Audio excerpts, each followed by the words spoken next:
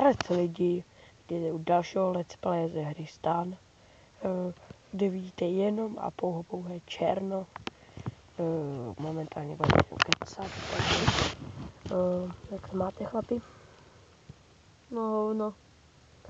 Já jdu spát.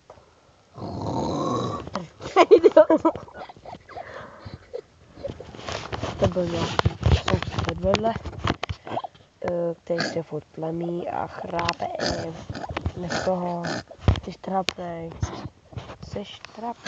Chlásili do šcháfe. Poslouchejte, jo, lidi. Dělej, to praseš. Dělej.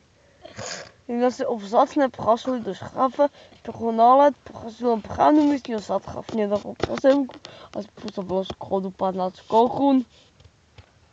Více podrobnosti vám přinese Richek.